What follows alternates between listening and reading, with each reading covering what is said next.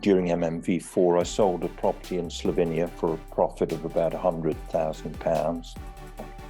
And in order to attract people's funds, you need to raise your profile and be known, and that's what I'm planning to improve on during the forthcoming year.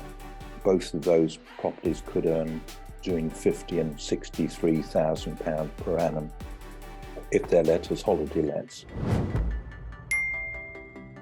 So here we go. This is Alan Edwards. Yes, thanks, Andy. Hi, everyone.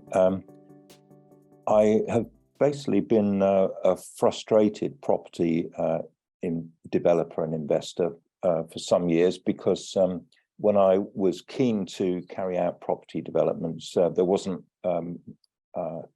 investment funds available, or I didn't know the people who had the investment funds. So coming on Mastermind has been a transition for me. And this is how long ago I started investing in property for development, and successfully completed some refurbs and conversions during that period, 1980s. There was a property boom, and then very similar to what's happened just recently, around about 1990, there was a property crash, quite a severe one. It was impossible to get funding from high street banks for development, and I, at that time, wasn't at all sophisticated about private investors' funds. The UK financial system was in meltdown in the early 1990s, and it looks like history is repeating itself. Whereas now I'm actually aware of private sources of finance. So anyway, my journey went basically into infrastructure development, and I did a lot of work on massive projects. I started with Crossrail project, which has only recently been finished, but that was my first experience of that sort of massive project. And I've had quite good experience with big companies. I worked for Railtrack for many years, and also Arup and ACOM. So it's been quite interesting work that I've been involved in. And I did actually manage one massive project in Azerbaijan, a mixed-use development, hotel, offices and residential, which was 1.5 billion value. That involved a lot of reclamation from the sea of part of the site. So really quite challenging technical problems on that sort of project. So that's about me. I was disappointed with my experience of other property training prior to Mastermind and mentoring. And so I was, I suppose, a little bit skeptical about what could be achieved. But I've got a massive amount from Mastermind for increased awareness of the global possibilities, not just in the UK, because as we all know, the UK market was extremely overheated earlier on in the year, and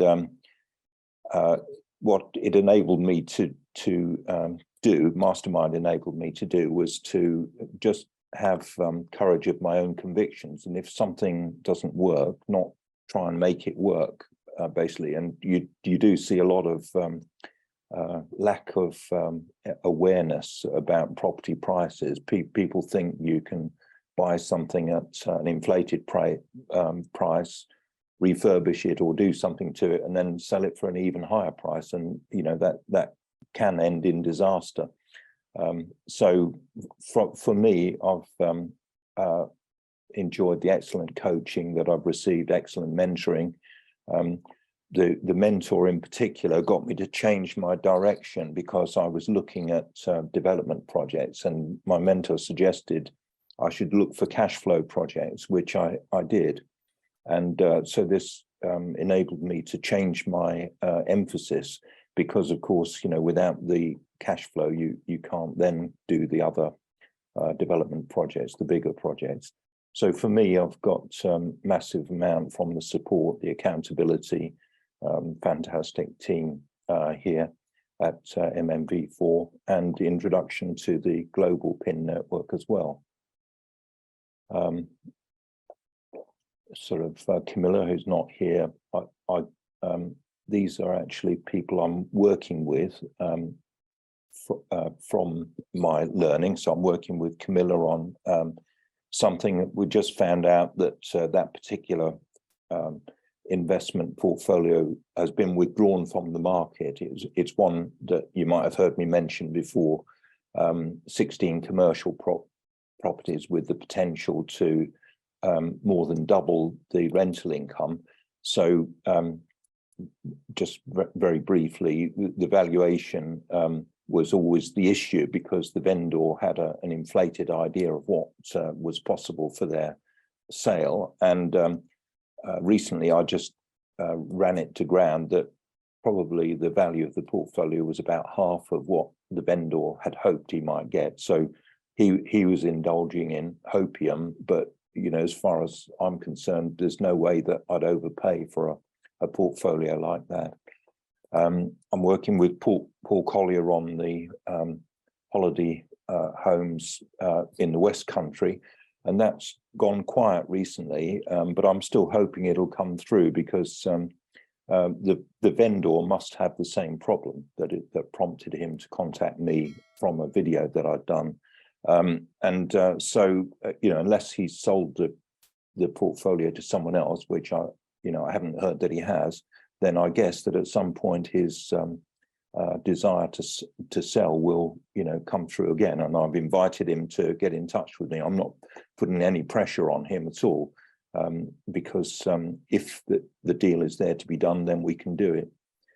I surprisingly got a joint venture going with this guy here, who's a high net worth individual, and I'm actually progressing a project in Brighton with him for 2 houses.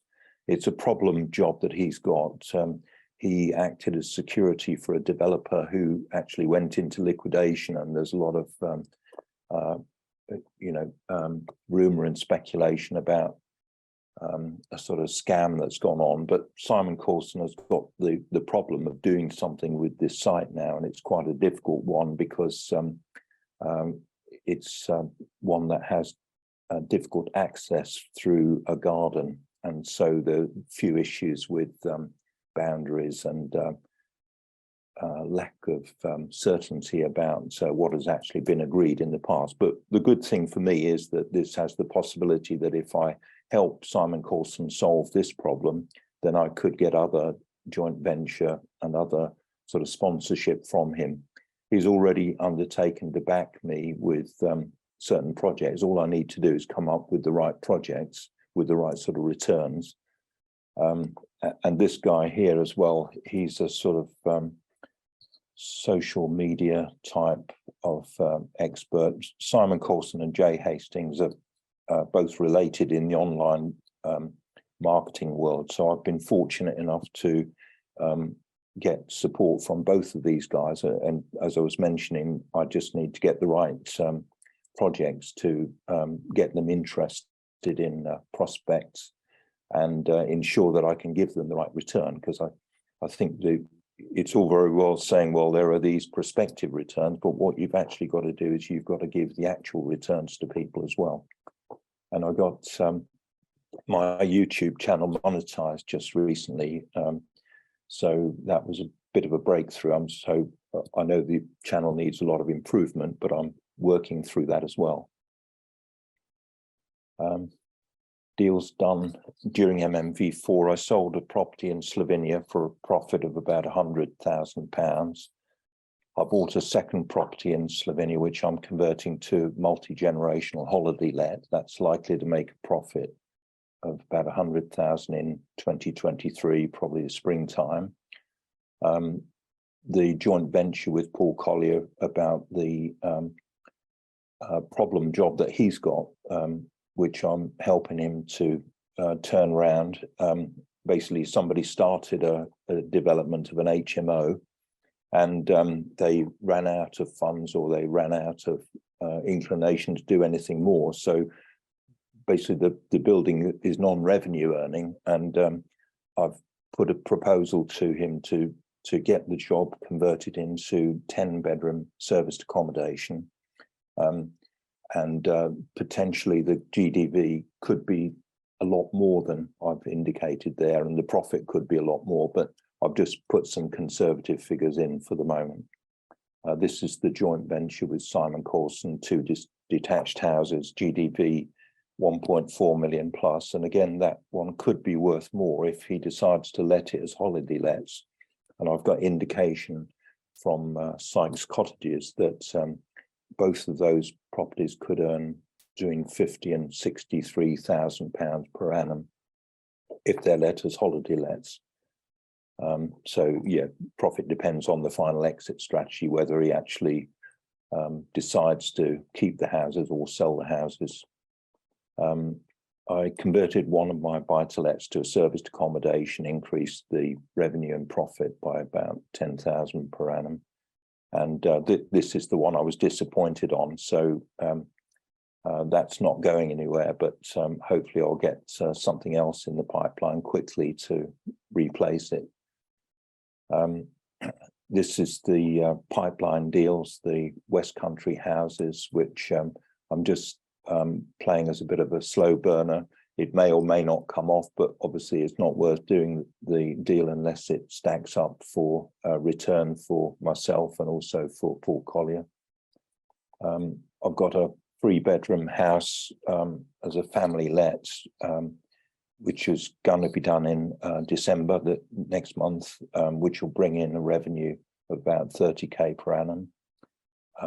Another 2-bedroom flat convert from buy-to-let to serviced accommodation.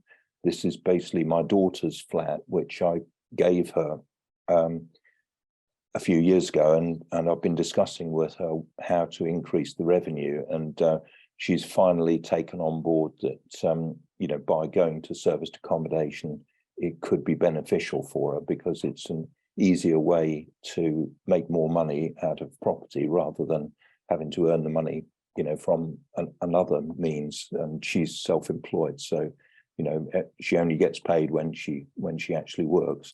But thankfully, she's seen the light on that one, and is going ahead with that one.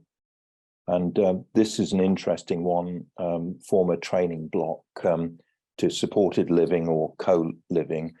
It's one I looked at a couple of years ago, and I offered the charity that owns the building a sum of money, 400,000 plus 50% of the profits from redevelopment, and they declined that bid. And basically they've done nothing with this building for more than 2 years. And then I became aware, and I'm trying to do something with this one at the moment. I'm very interested by what Debbie and Ruth are saying about supported living. It's not an area that I've gone into, but I think that it has great potential, and it would be good to see this particular building brought into use for supported living if I can get the figures to stack on it. It's a little bit of a tricky one to make the figure stack because it's 1,500 square feet, so you can't really accommodate that many people, and you need to get more than the National Housing Association rates in order to make it feasible. I've built relationships with agents, deal sources, and other property people. My top tips are to follow the training, trust the process.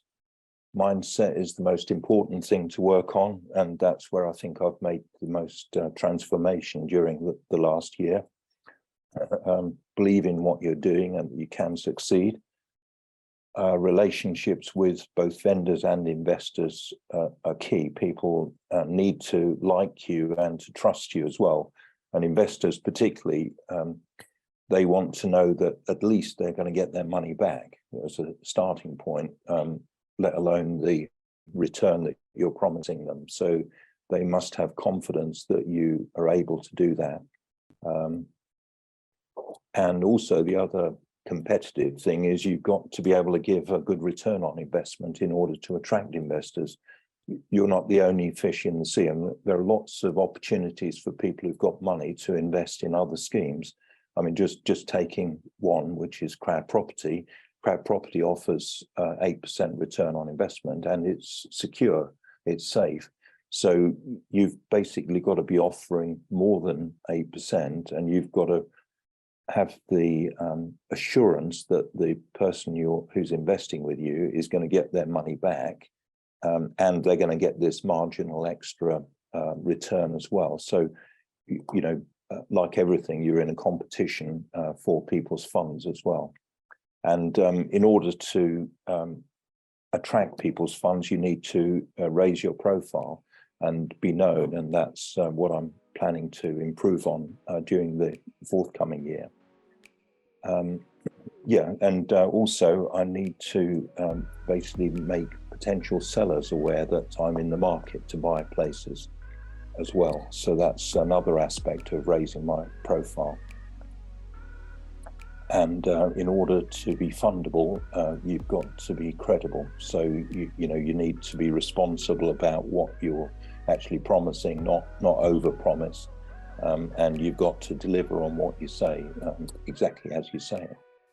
I do hope you got massive value from watching that inspirational case study. Hope you took lots of notes and start using some of the hints and tips in your property investing journey. Now, if you like this video, please hit the like button, subscribe to the YouTube channel, and make sure you hit the bell icon so you'll get notified whenever we bring out new content and training that's going to help you be a more successful investor. If you've got any comments, just list those below, and I'll come back and answer as many as I can. And by the way, there's going to be a link below for you to get some further training so you can find out how you can get the kind of results we've just been talking about in this interview. As ever, I encourage you to invest with knowledge, invest with skill. See you in the next video we've lined up for you.